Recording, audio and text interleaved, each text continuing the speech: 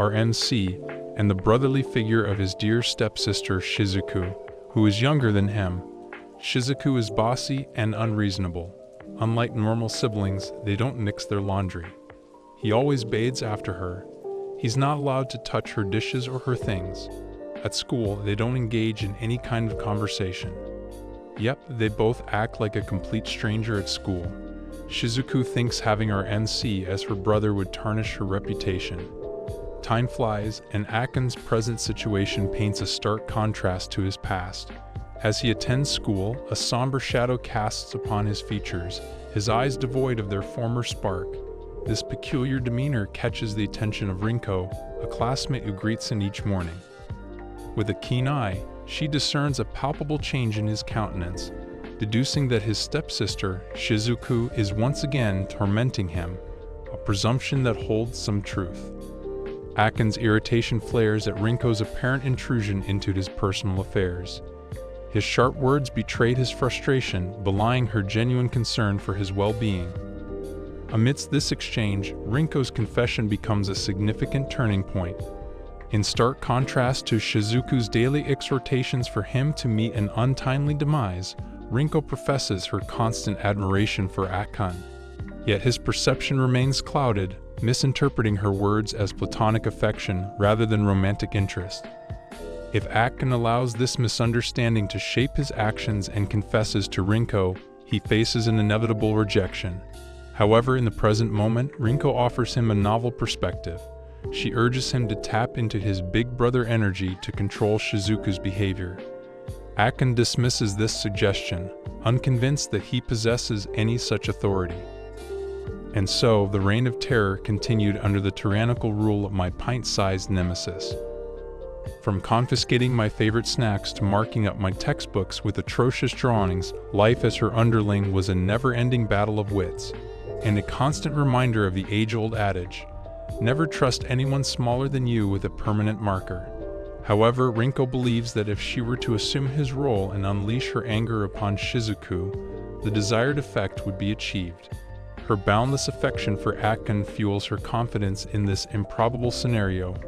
I find myself questioning the roller coaster of events that have transpired between himself and Shizuku. Rewind the clock 12 years and you'll witness a fateful encounter that would shape their paths irrevocably. She was a young orphan, lost and alone, her countenance ravaged by the vicissitudes of life. Each attempt he made to uplift her spirits seemed to fall on deaf ears, ultimately culminating in the callous disregard she exhibits towards him today. To think that this young girl, who once regarded him as her protective big brother, would now treat him with such blatant disrespect is simply unfathomable. Her behavior has reached a point of insolence that defies all norms of familial bond. Gone is the playful camaraderie that once characterized our relationship. In its place has emerged a suffocating chasm, an unbridgeable void that separates us. Within the confines of our humble abode, Shizuku sprawls over me as he reclines on the couch, immersed in the pages of a magazine. Evidently, she has found some arcane tome on the art of hypnotism and is engrossed in its contents. As the words "waking up" float through the air, a flicker of concern stirs within me. It seems she intends to experiment on me, using this dubious technique to gain control over my actions. The book explains that once a subject has been fully hypnotized, they will fall under the complete sway of the hypnotist. Any suggestion, however absurd or potentially harmful, will be acted upon without question. It's said that the hypnotist can order their subject to wander the town naked or to erase all memories of their time under hypnosis. However, failure to successfully hypnotize a subject even once renders them immune to future attempts, so caution must be exercised. With growing apprehension, he realizes that Shizuku's ultimate goal is to orchestrate his demise. Wow, I can't believe he just realized that her primary objective here is to manipulate him into doing her bidding. I mean, it's not like she's a used car salesman or something. But hey, who can resist her perfectly crafted words and arguments? You'd be a fool not to fall for her tricks. Just think of it as a little game. Akin against Shizuku, trying to figure out my ultimate plan. And the best part, he's probably going to fail miserably. She forcibly awakens me from his feigned slumber, her eyes burning with an intensity that sends shivers down his spine. At first, he dismisses it as playful banter, but as she demonstrates the undeniable power of her newfound abilities, he can no longer feign indifference. The realization that his own sister harbors sinister intentions toward me leaves me shaken to my core. Within the intricate tapestry of human relationships, motives and intentions often intertwine, obscuring the true nature of actions. In this instance, the reason for Shizuku's manipulation of her brother was as transparent as the azure sky, evident even to the most discerning of creatures. Her machinations unfolded with an ominous precision, her strategy akin to a finely orchestrated dance of deception. With the cunning of a skilled strategist, Shizuku aimed to obliterate his social existence, plunging him into the depths of isolation and alienation. The method she chose was as ancient as time itself: hypnotism. Well, that's not entirely true. It appears to work just fine on anyone who believes in it. In a darkened room, she forced his eyes open, her gaze locking with his. The hypnotic dance began, the rhythm of her words flowing over his mind like a hypnotic spell. He struggled against the relentless tide of her influence, yet his consciousness slowly succumbed, sinking deeper and deeper into the abyss of her control. Through the haze of his fading awareness, he uttered words of regret, apologizing for his shortcomings as an older brother and for his inability to bring joy to her heart. With a heavy sigh, his voice trailed off, the weight of his perceived failures bearing down upon him. The effort that counts. You were great. For there are those who fail to appreciate the value of effort, who remain eternally oblivious to the sacrifices made on their behalf. Yet fate had an unexpected twist in store. The hypnotism upon which Shizuku had placed all her hopes had failed. The thread of control that had bound him had snapped, leaving him free to confront the consequences of her actions. With a chilling realization, he noticed that she held a drill in her trembling hand, its deadly potential unmistakable.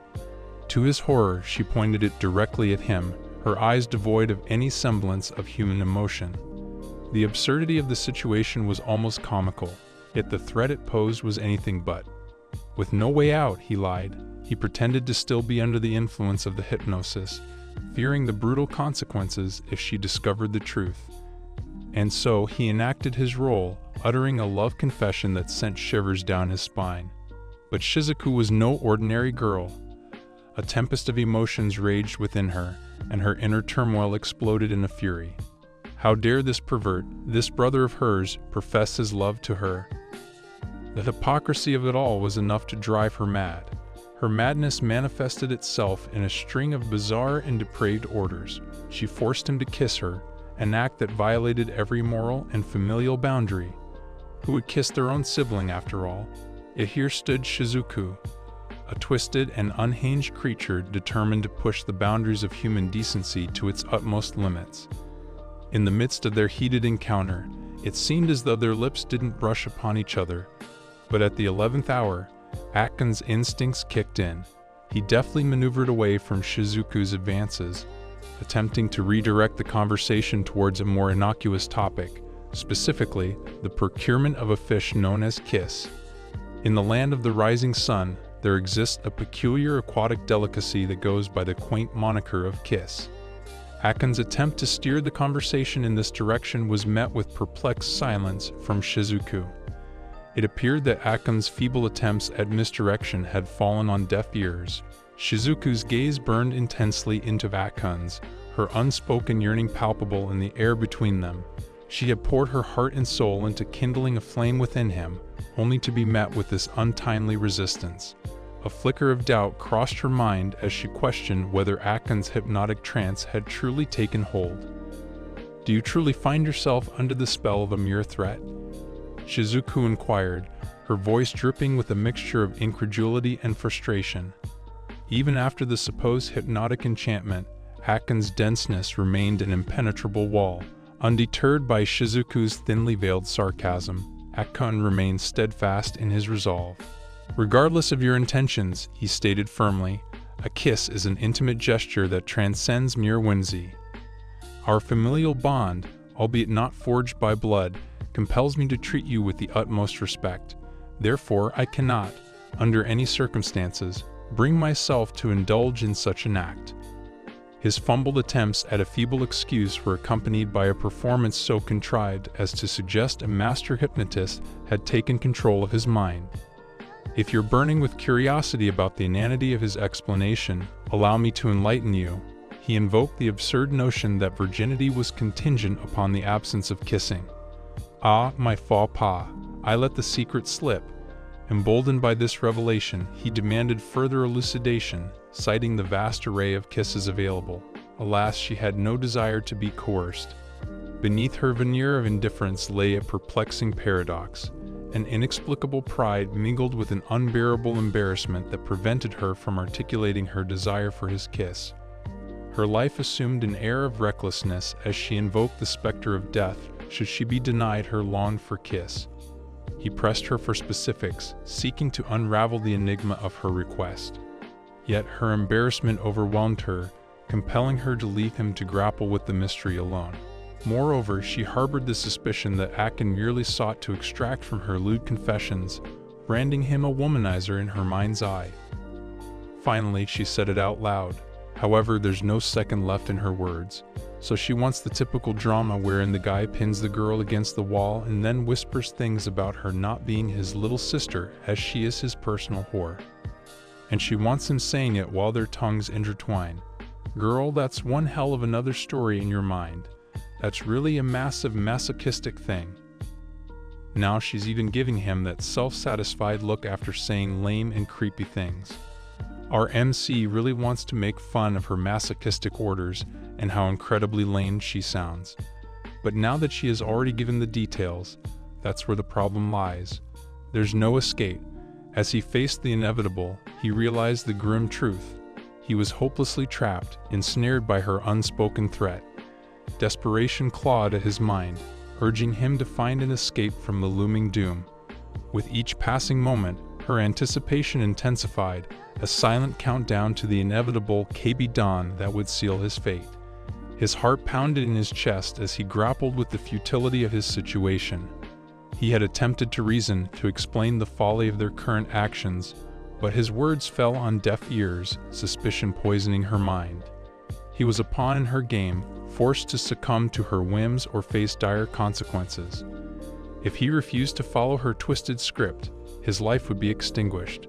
Alternatively, if he acquiesced, he would be consumed by a paralyzing sense of shame that would haunt him for eternity. Faced with this impossible choice, he begrudgingly opted for physical death over the insidious torment of psychological torture. He yearned for a swift end to this macabre charade, but fate had other plans in store for him. As he prepared himself for the inevitable, a glimmer of hope appeared when their mother unexpectedly arrived. To his astonishment, she intervened with a swift and decisive act of violence, strangling his brother and brandishing a 5-yen coin before him. Hypnotism. I believe in it as much as I believe in the existence of unicorns with roller skates. With an authoritative tone, she commanded him to erase the memories of this night from his mind. Little did she know that the hypnotic trance had failed to take hold. As the two brothers sat down on the sofa, their behavior was inexplicably transformed. The rancor that had once poisoned their relationship seemed to have dissipated, replaced by a strange and uncanny sense of harmony. The twisted path their lives had taken had led to an unexpected outcome. The hypnotic suggestion that was intended to end their bond had inadvertently reignited it. Their fate remained uncertain, but for the moment, they found themselves caught in a surreal limbo, grappling with the consequences of a night that would forever alter the course of their existence. Akin's fingers danced across the keyboard, navigating the vast expanse of the internet. His eyes scanned the digital landscape, searching for news of interest. As he scrolled, a piece of information caught his attention. Sasamop's latest novel had once again ascended to the coveted top spot in the rankings. This came as no surprise, and its popularity is a testament to Sasamop's prodigious writing abilities. Akin's gaze shifted downward, where his own novel, I Have a Crush on My Tsundere Stepsister, languished at a distant 16th place. A bittersweet pang of disappointment washed over him. At least he managed to overcome the writer's block and finish a whole damn novel.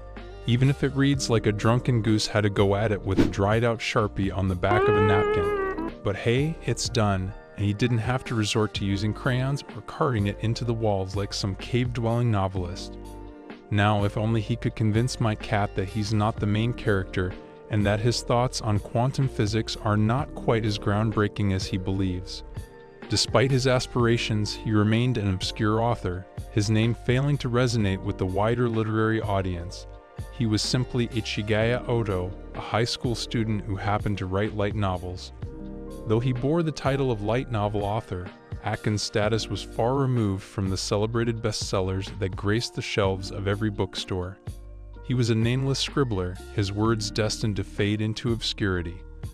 The web novel he had penned as a whimsical pastime had fortuitously found its way into print, but the harsh reality of the publishing world had dashed his hopes of financial success. And so Akin's journey continued, a solitary figure navigating the murky waters of the literary realm. While others soared to dizzying heights, he remained grounded, his dreams fading with each passing day like a distant star eclipsed by the blinding brilliance of its celestial counterparts. Shizuku, standing before him with unwavering resolve, extended her palm, revealing the glimmering 5-yen coin. Its gleam held the power to mesmerize, the same power she had used to ensnare his mind once before. Unaware of the futility of her attempt, Shizuku invoked its hypnotic allure, desperate to regain her sway over him. He, however, had mastered the art of deceit. Despite the coin's hypnotic presence, his mind remained unyielding, a bastion of resistance. The fear of her wrath should her deception be revealed held him captive, forcing him to feign hypnosis. Why be so scared of your younger sisters? Because they hold secrets that could make you wish you were never born. They know the things you've done, the things you're hiding, and the things you're most afraid of. So next time you see your younger sister, remember, she's not just your little sister. She's your master of blackmail. Thus he played the part, concealing his true intentions beneath a veil of submission. With the coin firmly in her grasp, Shizuku issued her commands, her voice a silken snare. She yearned for him to revert to the loving and protective sibling he had once been, an innocent facade he effortlessly assumed. Her heartstrings yearned for his affection, oblivious to the charade unfolding before her. Emboldened by his compliance, Shizuku ventured a question, probing the depths of his alleged love for her. Trapped within the web of deception, he mustered a feeble confession, his voice trembling with forced sincerity. "I love you," he uttered, a hollow echo of the genuine emotion he dared not express. To his astonishment, Shizuku's response was not one of joy or gratitude. Instead, a tempest of fury erupted within her, her tsundere nature flaring with unpredictable intensity. As if the confession had been his own unprompted utterance, she lunged at him, her delicate hands tightening around his throat. Strangulation seemed imminent as her rage consumed her. "Confess," she shrieked, her voice a venomous whisper. "Confess that you love me." Amidst the chaos and confusion, he realized the folly of his situation. Women, he reflected with wry resignation, were enigmatic creatures, their motives as capricious as the wind. Amidst the chaos, she swiftly dragged him into Shizuku's room, her stern voice echoing through the space, "Sit still." With a commanding tone, she ordered him to retrieve a specific page from a book, page 16 to be exact. As his eyes fell upon the page, a flicker of recognition washed over him. It was his own light novel, a secret he had guarded closely. But the enigma deepened further. How had Shizuku come into possession of such a personal work? No one but his beloved mother knew of his literary pursuits. It seemed that Shizuku had stumbled upon his treasure and had elevated it to the realm of divine literature. As he delved deeper into her sanctuary, he discovered undeniable evidence of her fervent adoration. The book bore witness to over 100 readings, its pages well thumbed and cherished. To his astonishment, she had acquired every exclusive item from the book's official merch store. Bonus items, drama CDs, tapestries, and keychains. Each trinket served as a testament to her unyielding enthusiasm. In the early hours of dawn, as the first rays of sunlight pierced through the cracks in the curtains, a young man named Shizuku found himself reluctantly turning to page 16 of a peculiarly disturbing manuscript.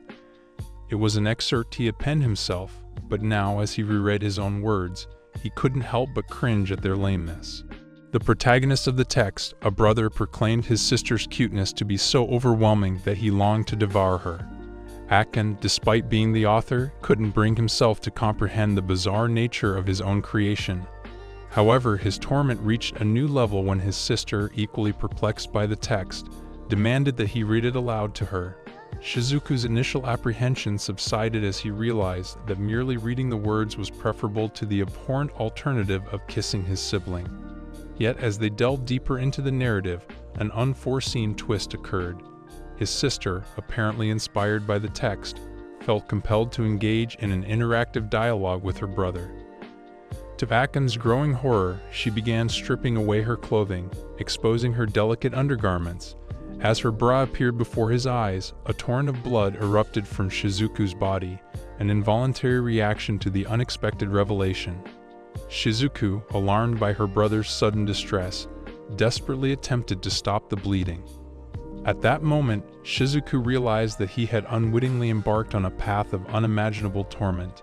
The events he had once considered merely absurd words had now taken on a horrifying reality, leaving him forever haunted by the depths of his own imagination. Over the past week, he had been perpetually feigning hypnosis, with Shizuku exerting her influence on him almost relentlessly every single day. His resilience was nearing its limits, and if this charade continued unabated, he risked exposure. Rinko, his perceptive childhood friend, couldn't help but be concerned by the lifelessness that had once again crept into his eyes. She surmised that another incident had transpired between them. Despite her disarming appearance, Rinko possessed a sharp mind, and this was both a blessing and a curse for him. Oh, the woes of having a friend with the vision of a hawk. Like a stealthy ninja, they notice even the tiniest of details, leaving me feeling like an open book with my secrets on full display. It's like they have their own personal superpower to embarrass me at the most unexpected moments. He confessed that something significant had indeed occurred, but he was wary of divulging any specifics. However, Rinko's keen observation detected a telltale twitch in his nose, indicating that his words were less than truthful. His demeanor betrayed him, revealing that something momentous had indeed happened. In a playful gesture, she offered him the comfort of her lap if he was in distress, eliciting a surge of jealousy from Shizuku, who overheard their flirtatious banter. This realization sent shivers down his spine. It was no wonder she had been so intent on his presence, constantly commanding him to come to her. However, Rinko intervened, preventing Shizuku from carrying out her plan. She reproached Shizuku for her heavy-handed approach. One would think we've evolved past the level of kindergartners fighting over a toy boy, but apparently not. Shizuku's sudden retort left our protagonist taken aback. Her cold dismissal stunned as she nonchalantly brushed him off, declaring him utterly unremarkable. This ignited a fiery verbal altercation, with insults flying back and forth like daggers. Shizuku's sharp tongue labeled him as an unappealing pig, and a washboard, her words cutting deep. He yearned to escape the unbearable tension, but his feet seemed rooted in place. Despite the heated exchange, an unexpected order from Shizuku caught him off guard. She instructed him to watch over a 5-yen coin with unwavering vigilance, a command he obeyed with exaggerated motions, feigning complete hypnosis. But his performance was merely a facade to conceal his true intentions. As the charade continued, Shizuku issued another peculiar instruction. She demanded he enact a violent yet passionate scene against the wall, uttering the melodramatic line, "I love you more than that plain woman." Desperate to avoid her wrath, he played along, his mind racing to evade detection. However, despite being the instigator of this bizarre drama, Shizuku remained steadfast in her resistance, akin to the leading lady in a romantic film. Amidst the absurdity, Shizuku paused abruptly, seemingly awaiting his improvisation. Though unnerved, he summoned his writing skills and delivered a believable performance, yet he couldn't shake the feeling that his hollow words would be exposed by her discerning gaze. To his astonishment, Shizuku's reaction was one of utter satisfaction. She clung to him tightly, her embrace an unexpected reward for his performance. It appeared that her lack of perception had played in his favor. Pin you against a wall, you say? Well, considering that I weigh about as much as a bag of wet cement and have the physical coordination of a newborn giraffe, such an endeavor would be about as successful as trying to trap a cloud in a net. Flushed with triumph, Shizuku declared her unwavering love for him, vowing to prevent him from falling into the clutches of Rinko. The mention of Rinko's name sent a chill down his spine. He shared no romantic entanglements with her, but Shizuku's possessive demands had forced him into a perilous position. He arranged to meet with Rinko after school, his heart heavy with dread. Rinko's unwavering affection for him was evident in her eagerness, her heart fluttering at the prospect of their encounter. However, she remained oblivious to the sinister plot that awaited her. As he faced Rinko, he steeled himself to deliver the heartless rejection Shizuku had commanded, knowing full well the devastating blow it would deal to her fragile heart. In the intricate web of human emotions, the longing for love often eclipses reason, driving individuals to desperate measures. Such is the case with Shizuku, a young woman whose unrequited love for her adoptive brother, Seiji, compels her to succumb to the allure of hypnotism. Shizuku's journey is marked by a profound fear of rejection. Having been abandoned by her biological parents, she instinctively safeguards herself against potential pain. Her longing for Akon's love becomes a consuming obsession, rendering her vulnerable to the manipulation of others. When she encounters a skilled hypnotist who promises to grant her wishes, Shizuku is unable to resist the temptation. Hypnotism offers a sanctuary where her deepest desires can be fulfilled without the risk of rejection. It becomes a coping mechanism, a way to escape the harsh realities of her emotional turmoil. We cannot condemn Shizuku for choosing this path. Her actions are driven by a primal need for love and acceptance. In the face of such overwhelming fear, it is understandable why she would seek solace in a realm where she can control the outcome. She is not inherently weak or manipulative, but rather a victim of her circumstances. To blame Shizuku for her actions would be to overlook the complexities of human emotion and the power of desperation. Her story is a cautionary tale about the risks of suppressing our feelings and the dangers of seeking love in unhealthy ways. Ultimately, it is through understanding and empathy that we can truly address the root causes of Shizuku's behavior and help her find a healthier path to love and fulfillment. As our protagonist and Rinko encountered each other, it was evident that Rinko had undergone a striking transformation. Her appearance was noticeably different from their previous encounters, captivating his gaze with her elegant attire. Adorned in a skirt that exuded a mesmerizing allure, she emanated an undeniable cuteness that left him speechless. If he were to award her with points for her ensemble, he would undoubtedly grant her a commendable 95 out of 100. Oh, how adorable! It's like watching a baby giraffe trying to walk for the first time. So clumsy yet so captivatingly endearing. It had been an extended period since he had invited Rinko on an outing. Their last shared date had taken place during the depths of winter. In his perspective, it was not truly considered a date as they crossed paths on a daily basis.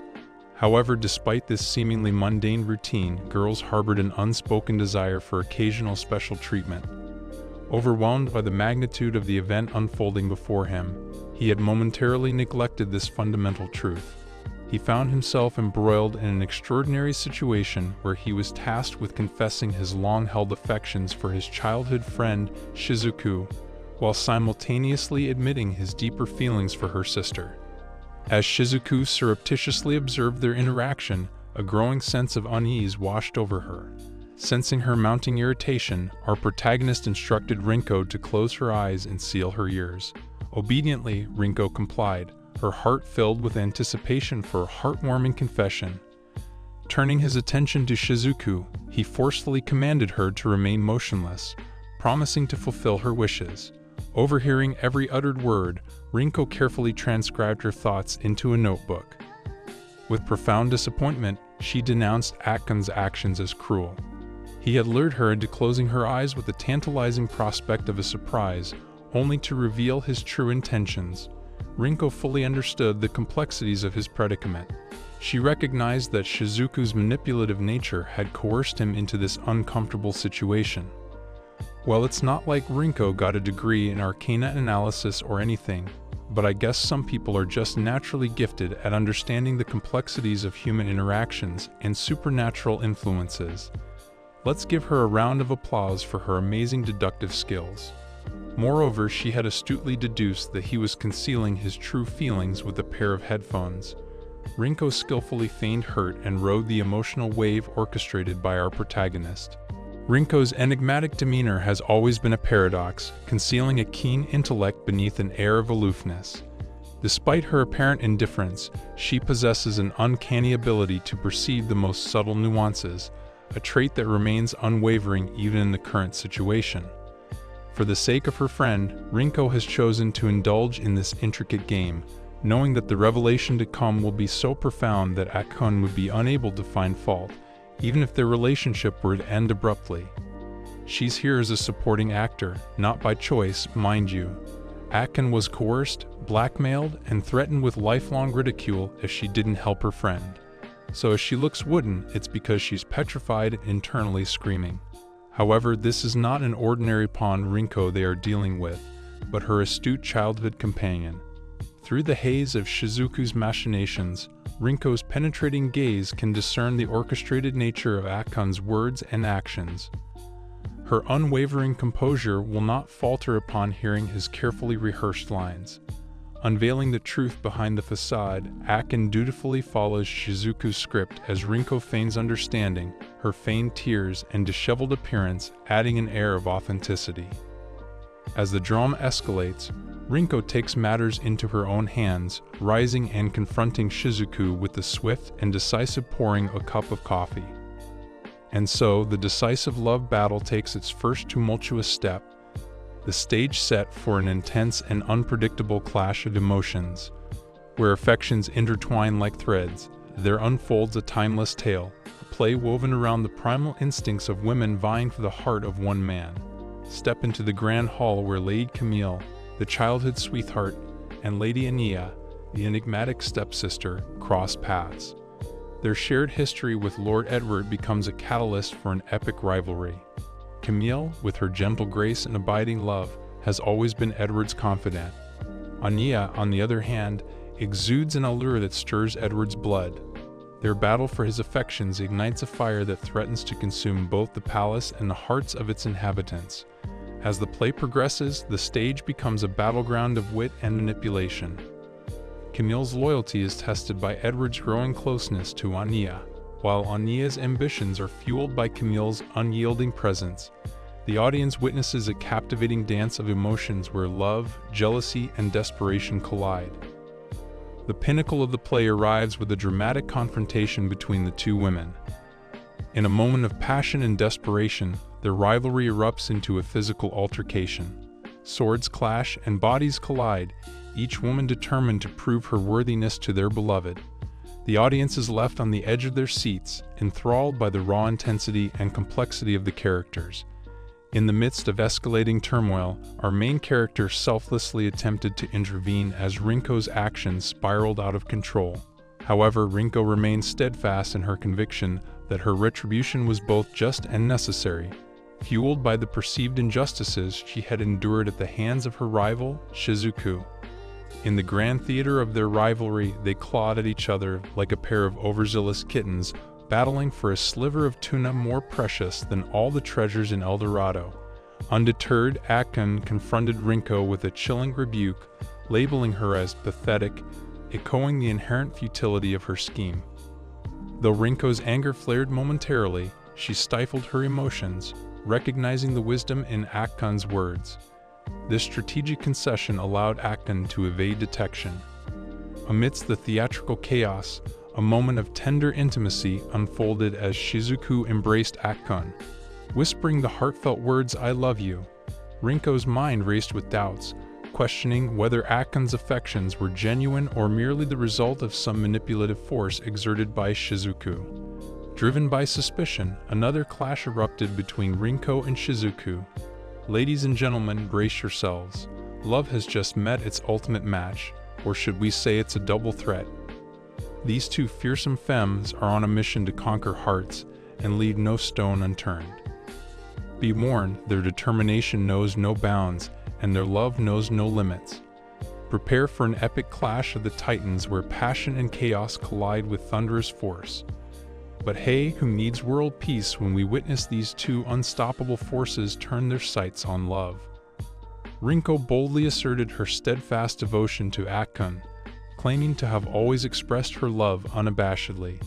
Despite her unrequited feelings, she remained persistent in her pursuit. In stark contrast, Shizuku's obsessive infatuation with Akkun bordered on delusion. She clung to the belief that Akkun had always belonged to her, a conviction born from an unhealthy preoccupation. The eyes of onlookers hungrily absorbed the unfolding drama, their gazes fixated on the tumultuous scene. Shizuku defended their relationship, claiming it was built on a foundation of mutual affection. Rinko remained skeptical, dismissing their bond as a mere fabrication. With unflinching determination, Rinko vowed to expose the deceitful magic she believed was behind Shizuku's hold over Akkun. Oh, the sweet, sweet irony of revealing your despised adversary's scandalous secret. It's like a revenge-infused game of Clue, but instead of a murder mystery, you're trying to humiliate your nemesis so hard that they practically vanish from existence. Cue the trumpets of triumph, folks, because this is about to get hilariously awkward. She had unraveled the intricate web of manipulation, ready to expose Shizuku's darkest secret, the hypnotic enchantment she had woven upon Akkun's mind. However, the consequences of such an expose weighed heavily on her. Revealing Shizuku's treachery would inevitably wound her deeply, potentially driving her to despair.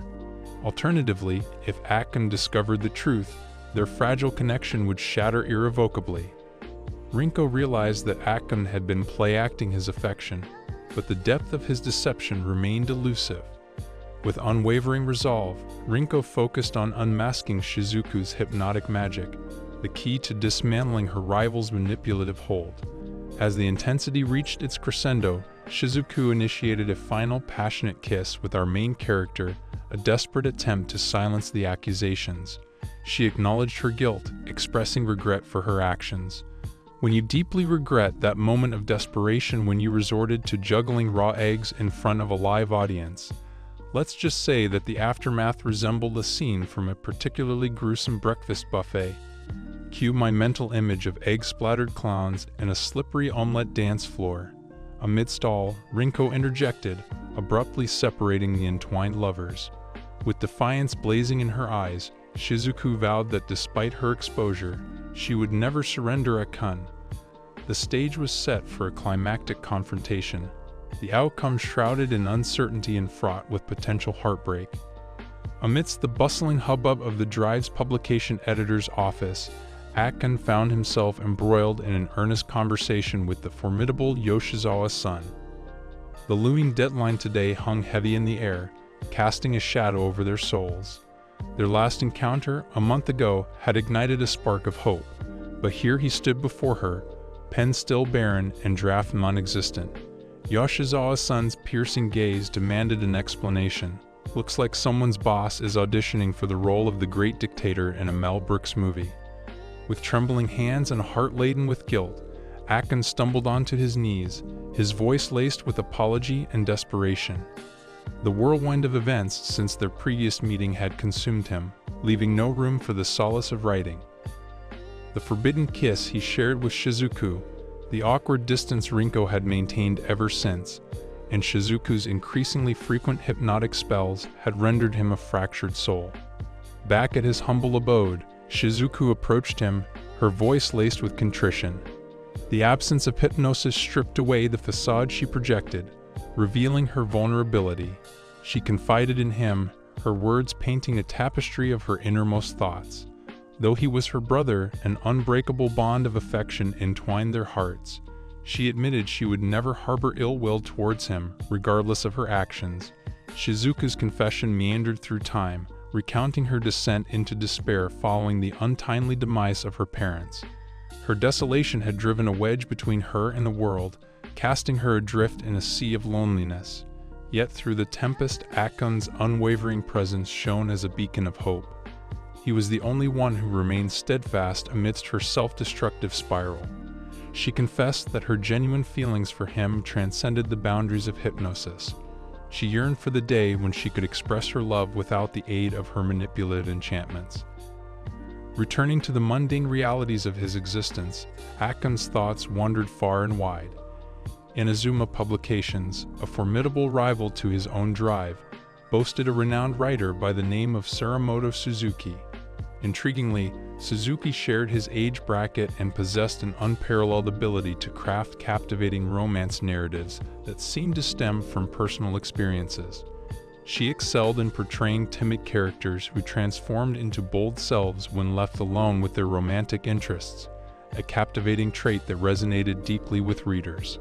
However, Akon's mind, preoccupied with an undisclosed matter, inadvertently spoke a harsh remark to his superior, an act that subsequently haunted him. It was as if his true self, the emboldened version, had surfaced against his will. In that moment, he glimpsed the potential storyline he yearned to create, a character with traits mirroring Suzuki's heroine, a love story rooted in reality, and an unconventional premise that defied ordinary conventions. Finding inspiration proved arduous, compounded by Shizuku's persistent hypnotic spells that ceaselessly shattered his focus. The cycle was relentless. Upon exiting his workplace, Shizuku would ensnare him with her audacious request, demanding he harbors an unyielding love for her. Compelled to comply, Akon masqueraded as the infatuated beau, showering Shizuku with affections that seemed both excessive and insincere. It was during these hypnotic trances that Shizuku sought insights into Akon's perception of her, to which he responded with unwavering declarations of love and euphoric joy, a spectacle that bordered on the bizarre. And just when you thought the family dynamics couldn't get any more explosive, cue the forbidden romance between the step-siblings. It's like a Shakespearean tragedy, but with more awkward hallway encounters and secret rendezvous in broom closet. As the thought crossed his mind, a spark ignited within him. Yes, he realized he desperately needed a character like that. A premise where his stepsister, who relentlessly tormented him with daily demands for his death, surreptitiously employed hypnosis to bestow love upon him as he slumbered. Due to Akon's peculiar behavior, Shizuku had come to a faulty conclusion. Our MC harbored anger towards her because she had kissed him before Rinko. She vehemently explained that she had no other choice, as she couldn't risk her beloved Rinko snatching him away. However, Shizuku's embrace had been so fiercely constricting that it had inflicted intense nosebleeds upon him. Her aggression had only escalated since that fateful incident. The persistent nasal hemorrhaging had left both his body and mind in a state of tatters. Inevitably, Shizuku would press him, demanding to know who he loved more, her or that plain woman. The logical response, of course, was an emphatic yes, but he couldn't shake the trepidation that gnawed at him at the thought of continuing on this path. Oh, to possess the legendary sarcastic nod. A verbal lobotomy that says yes while broadcasting, "I'd rather watch Paint Chip and Joanna Gaines." Instead, he resolved to gently convey to her that their current actions were highly inappropriate. Yet given her penchant for employing drills and tasers to enforce her will, he couldn't help but bowed her demands, declaring his fictitious love for her. For now he had no choice but to endure this predicament. He had to tread carefully, ensuring not to provoke any further escalation that might endanger his well-being. His sole focus was on finding a way to escape this bizarre and unnerving situation.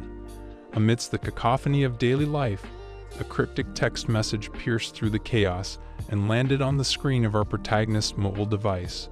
It read, "Per our recent conversation regarding the book signing event for the launch of your latest volume, we have finalized the booking for 2 weeks from today, as per your request." Intrigued by the sudden reminder, our MC turned to Shizuku, his unwavering companion, and inquired about the content of the message.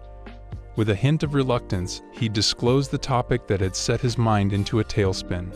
While a fan of the series herself, Shizuku couldn't fathom the notion of the high school's queen bee gracing such a nerdy event. For those who deem this fan signing event boring, we invite you to try a rousing marathon of watching paint dry or attempting to engage in a thrilling game of let's stare at the wall and see who blinks first. Seriously, who calls a chance to meet their beloved author dull? It's like complaining that a slice of chocolate cake is too sweet or that a puppy is too darn cute. In her eyes, fans like her cared solely about the captivating storylines and intriguing characters, with little regard for the author behind the magic.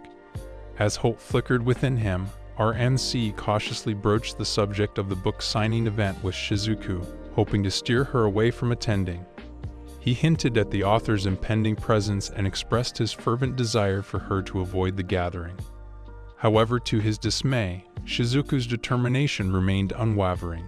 She was adamant about seizing the opportunity to meet the mastermind behind her beloved series, even if it meant defying her companion's wishes.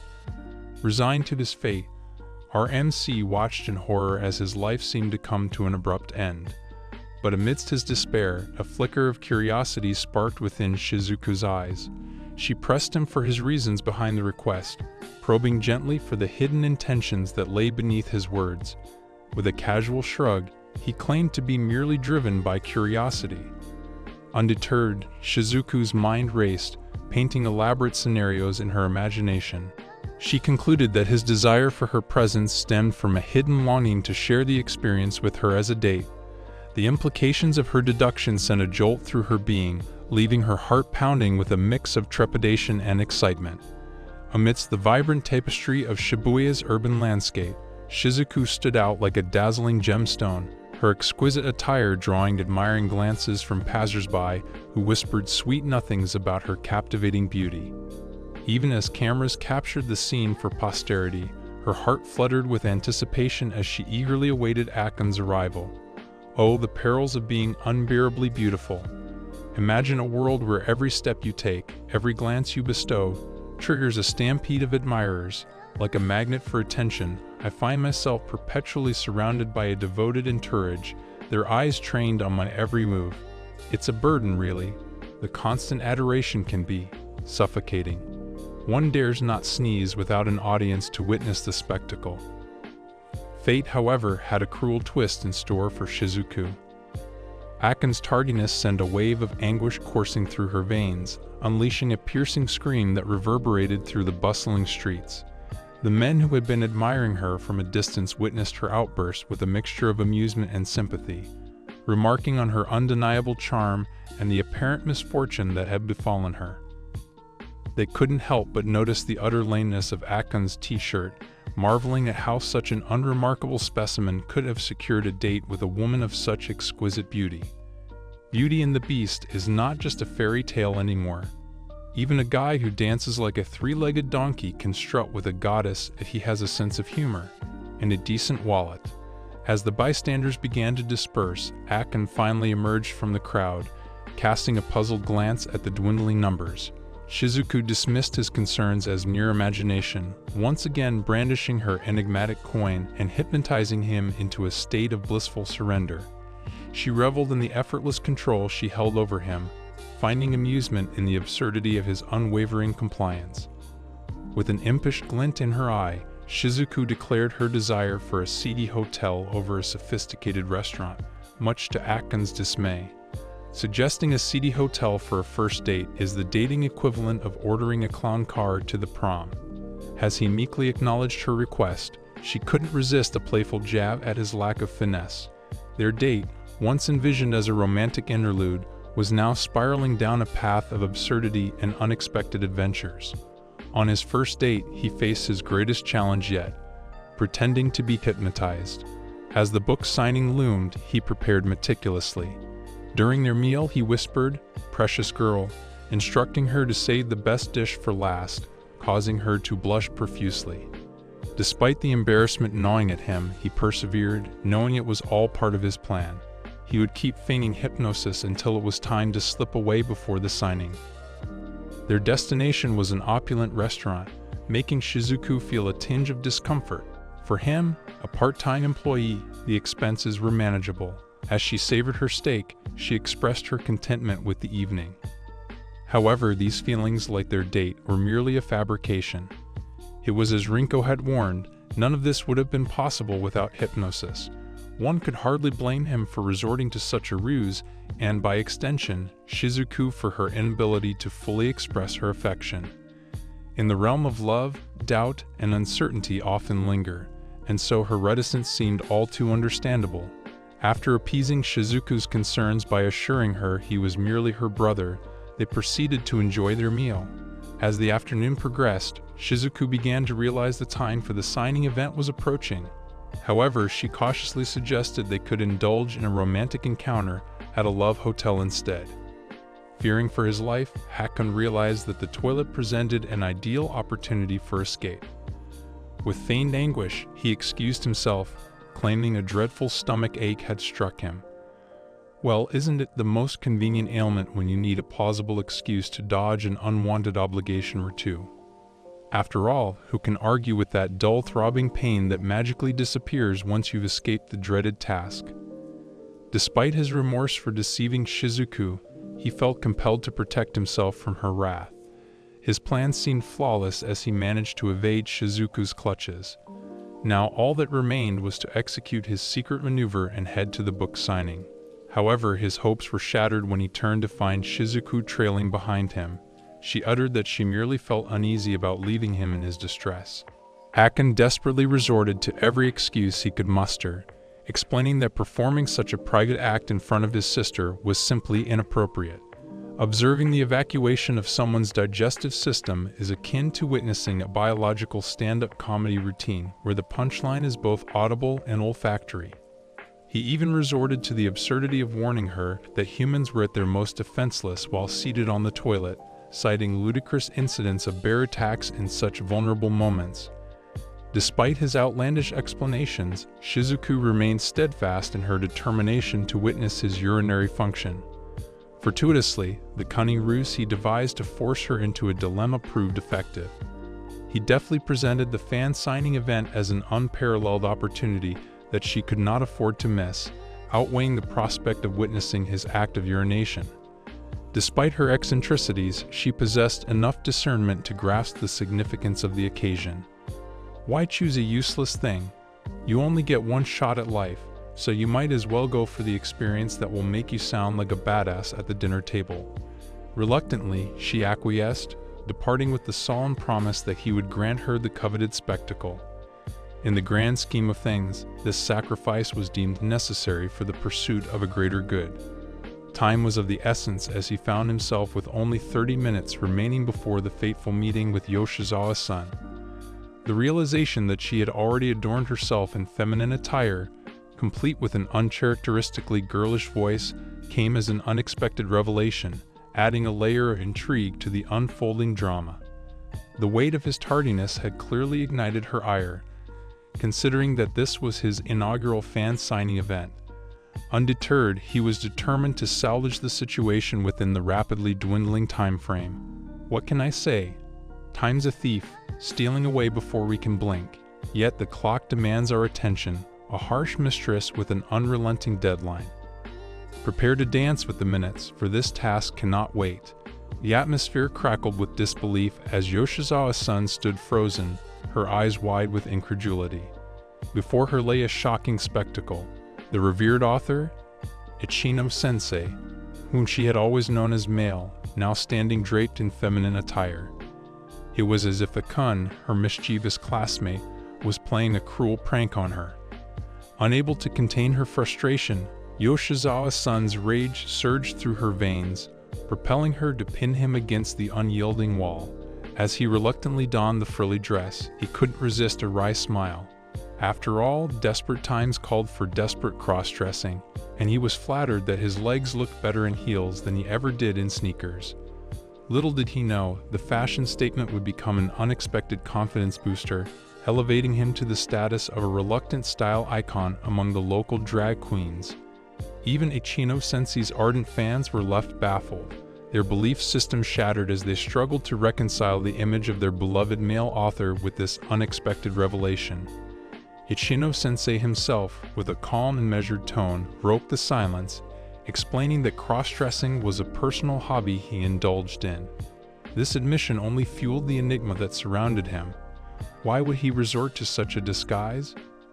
His situation is like this. At the crosswalk, the gender-fluid pedestrian paused in a fabulous frock, prompting a bewildered driver to lean out their window and inquire, "You know what I mean, like the line, 'Excuse me, sir,' or 'ma'am,' or is it both?"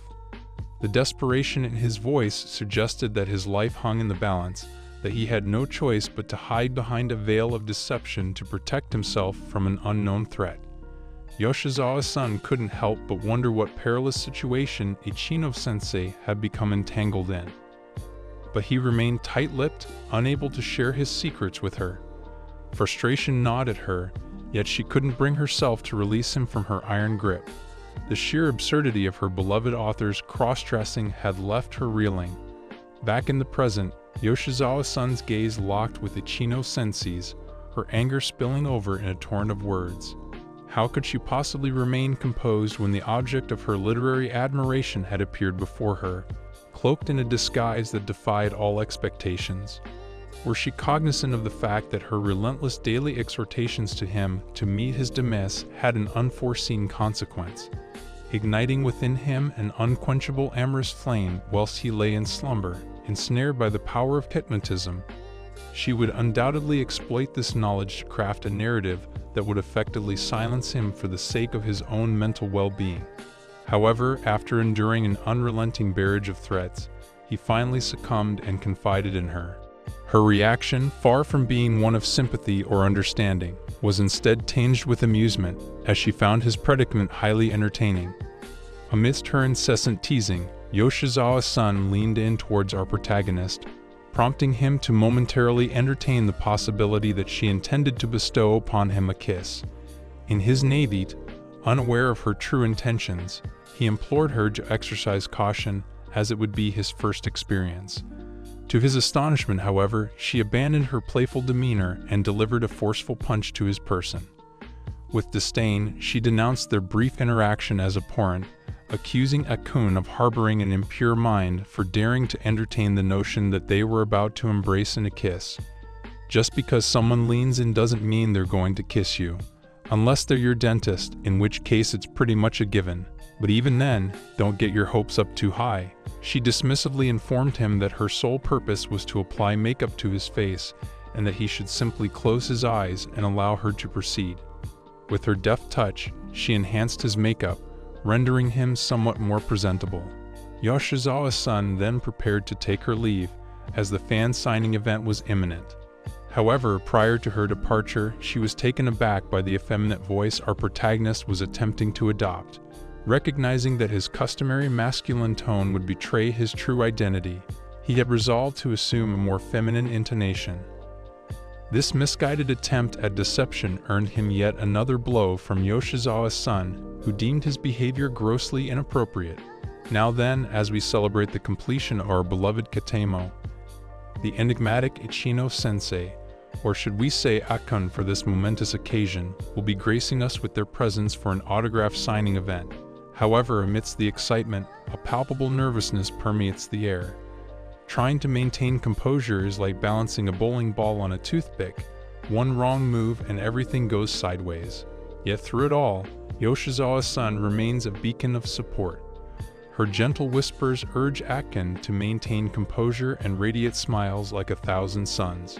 She reminds them to convey sincere gratitude to their loyal fans and to adorn the final volume of Katemo with their autograph, signifying the culmination of years of heartfelt storytelling.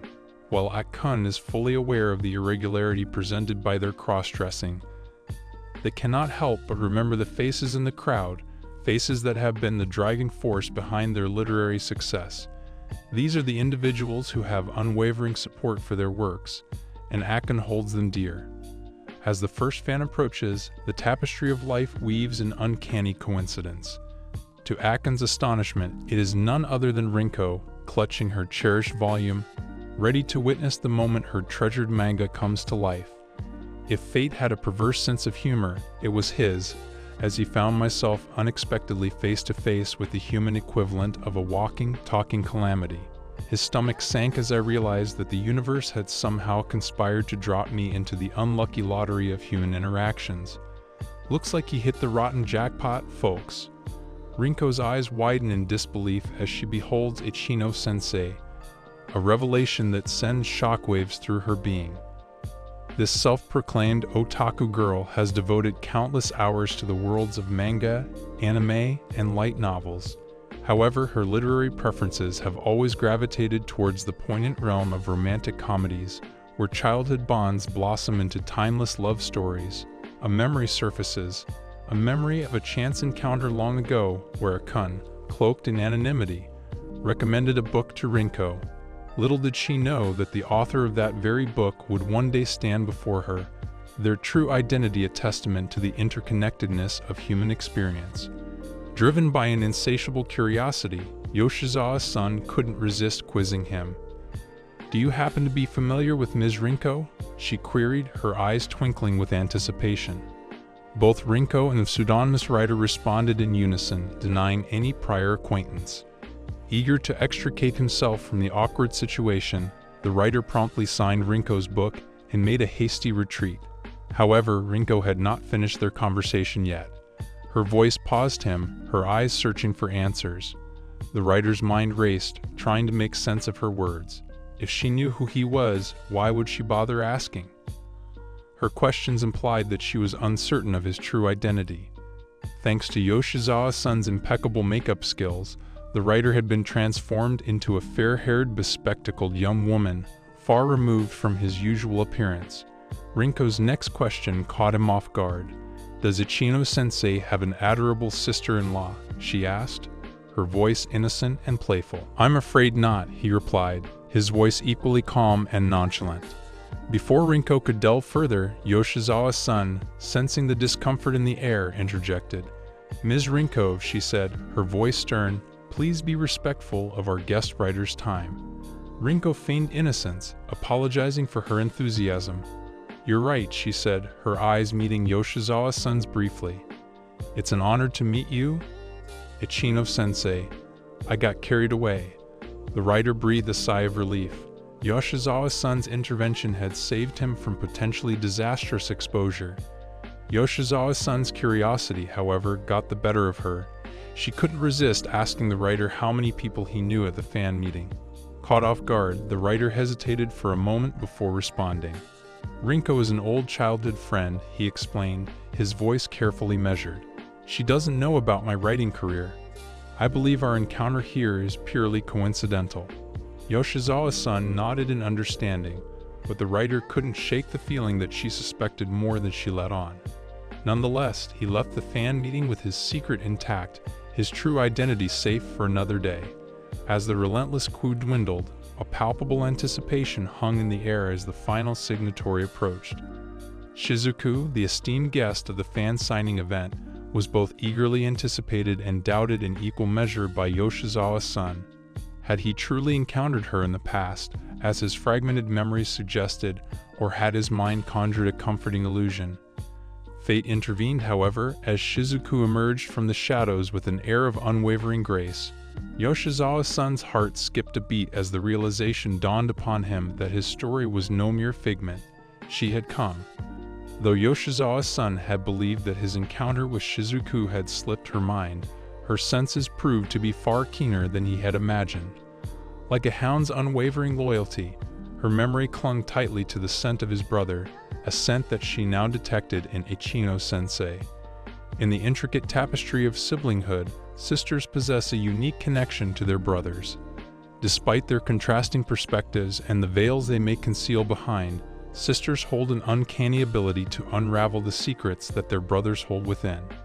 Like astute detectives, sisters observe the subtle nuances in their brothers' behavior, discerning the unspoken truths that lie beneath. They can decipher the cryptic messages hidden in sideways glances and curt responses, interpreting the language of solitude and the unspoken yearnings. Even when their brothers don intricate disguises or assume the guise of another, sisters possess the keen eye to pierce through the deception. Intuition, as sharp as a razor's edge, guides sisters in their quest for knowledge. They instinctively sense the inner turmoil that their brothers may try to suppress or mask with indifference.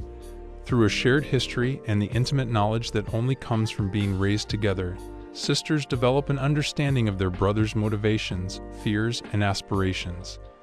Like master detectives, sisters piece together the fragments of information, uncovering the truth that their brothers may desperately try to conceal. With gentle persistence, they coax out confessions, unravel hidden pasts, and reveal the scars that their brothers bear upon their souls. In this pursuit of enlightenment, sisters do not seek to expose or embarrass their brothers. Instead, their unearthing of the truth is guided by a profound desire to offer support, healing, and the unwavering bond that only siblings can share. For sisters know that even when their brothers erect walls to keep them out, their hearts remain open to the love and understanding that only they can provide. Desperately attempting to devise a plausible excuse, Ichino-sensei frantically cobbled together an explanation. He suggested that the shared scent might be merely coincidental, perhaps arising from similar perfumes they had coincidentally applied. However, his companion swiftly dismissed this notion, asserting that he would never don such an elaborate fragrance. Ichino-sensei countered that perhaps his brother, who had recently embarked on a journey of self-improvement, had employed the perfume. Ah, sisters, the ones who know their brothers like the backs of their hands, or rather, like the smelly socks they refuse to wash. They witness every cringeworthy blunder, every awkward crush, and every disastrous haircut. So when it comes to roasting their brothers, they're like human flamethrowers with an inexhaustible supply of ammo. Prepare for the ultimate sibling roast fest. Shizuku, however, met this statement with a piercing question, inquiring what knowledge he possessed about his brother's habits. Just when Ichino-sensei believed his deception had been exposed, Shizuku reached an astounding conclusion. Ichinose-sensei and Akon were romantically involved. Ichinose was dumbfounded, unable to fathom such an outlandish accusation. Dating himself, it was madness. But perhaps this was his opportunity to seize the initiative and turn the tables. If he could deftly navigate this situation, he might escape unscathed. Plus, dating himself, that's a new level of narcissism. Just because he's wearing a wig and lipstick doesn't mean he's attracted to his own feminine side. He's not some gender-bending Kardashian, for crying out loud. However, Shizuku's demeanor swiftly shifted, and with it, her interrogation intensified. She bluntly presented Ichino-sensei with an ultimatum, inquiring whether he preferred to be stabbed or strangled. Men and women, he thought, struggling to comprehend the depth of their volatility. It was evident that Shizuku was consumed by rage, and he knew he had to tread cautiously. Oh my, it seems that we've entered the realm of modern women, creatures capable of turning the Earth's axis with their wits. Their intellects are so formidable that they could make the pyramids of Giza cower in fear. It's as if they've traded their gentle smiles for steely glares that could petrify a basilisk. But hold on, I can hear the sound of 1,000 tiny keyboards clicking away, no doubt conjuring up some witty retort that will make my ears bleed. Women these days are terrifying. Yoshizawa's son deftly intervened, gently interjecting into the thickening conversation. With a remarkably composed demeanor, she clarified that Shizuku's hasty conclusions may be misguided. While it was undeniable that Ichino-sensei and Akon had indeed forged a strong bond, their connection remained purely platonic, devoid of any amorous intentions. The intricate web of misunderstandings unraveled as Yoshizawa's son revealed the true nature of Akon's involvement in Ichino-sensei's literary endeavors. Yoshizawa's son lied with the ease of a politician in an election year, his face as innocent as a cherub's, despite the fact that the stench of his deceit hung in the air like a cloud of unwashed socks. It was not a romantic entanglement that had prompted Akon to become Ichino-sensei's interview subject. Instead, it was the intriguing familial dynamic within Akon's household that had piqued the author's curiosity. Aware of Akon's stepsister, Shizuku, Ichino-sensei sought to delve into the nuances of this unconventional family structure for his writing. If she thinks Yoshizawa's son is telling the truth, she must have her believing in the existence of flying pigs and the possibility of turning straw into gold. Oh honey, her gullibility must be reaching stratospheric heights. The allure of the Setian characters proved irresistible, and so the decision was made to interview Akon, believing his first-hand experiences would provide invaluable insights. Yoshizawa's son's effortless deception was truly a spectacle to behold. Her countenance remained unwavering, devoid of even the slightest hint of unease, as she skillfully spun a tale that patiently untangled the tangled threads of suspicion. Shizuku, her mind awash in a whirlwind of confusion, tentatively inquired whether the tales penned by Ichino-sensei drew inspiration from her own life and her brother's. The answer to her growing disbelief was an emphatic affirmation. Yoshizawa-san's lies flowed so effortlessly that I couldn't help but applaud her impressive audacity. Her ability to maintain eye contact while spinning tales capable of dethroning a king left me in awe of the sheer brilliance of her deceptions. Even the most seasoned poker player would be envious of Yoshizawa-san's poker face as she held her fabricated stories with unwavering confidence. Just how did she manage to do such things? A vivid scene sprang to mind, painted with the vibrant hues of absurdity.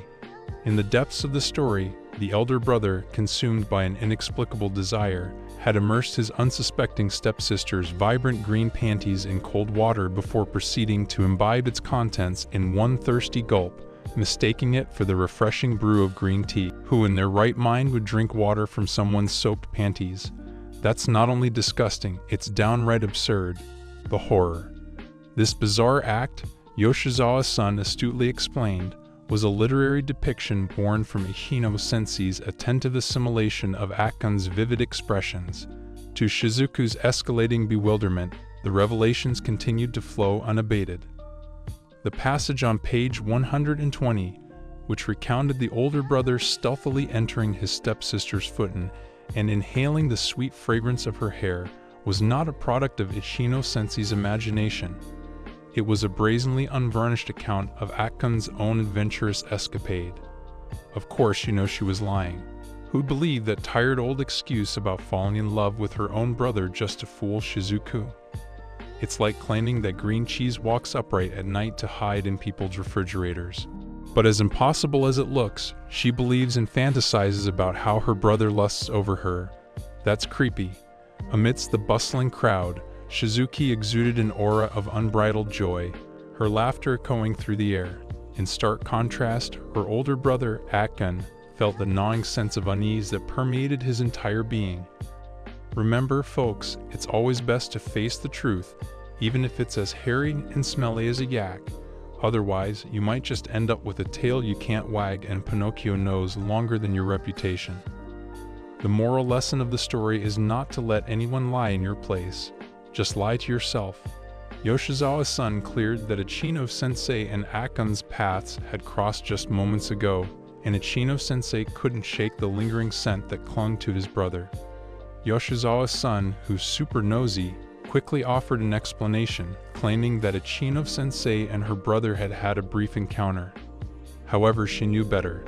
He was acutely aware of his own inappropriate feelings towards his stepsister, and he dreaded the thought of anyone discovering his forbidden desires. At that moment, Yoshizawa-san's barrage of lies and fabrications seemed like the deadliest poison, threatening to expose Akan's carefully concealed secret. As Shizuku finished her errand, a cold determination hardened her gaze. She had witnessed her brother's discomfort and concluded that he needed to be punished for his transgression. Attempting to punish your older sibling is akin to trying to contain a greased pig in a hurricane. It's a futile endeavor, leaving you exhausted and the pig thoroughly amused. Like a seasoned bullfighter facing a sneaky bull, you can only hope to outwit them and avoid being gored while they dance circles around you, leaving you with nothing but bruised pride. However, in their case, it's the other way. The weight of his reluctance pressed heavily upon Akan's shoulders as he stood rooted in front of his house, his resolve faltering. The recent double-booking debacle surrounding the autograph session had left an indelible mark on his bond with Shizuku, casting a long shadow over their sibling relationship. The once innocent banter between step-siblings had morphed into a twisted perception in Shizuku's eyes. Well, I guess he should have known better than to let his friend cover for him and spew nonsense. Now he's being accused of sexual harassment because some weirdo thought he was hitting on her. Talk about a case of mistaken identity gone wrong. I mean, seriously, who in their right mind would believe that he, the epitome of decency and charm, would stoop so low? It's like they say, sometimes the best intentions can lead to the most hilarious misinterpretations.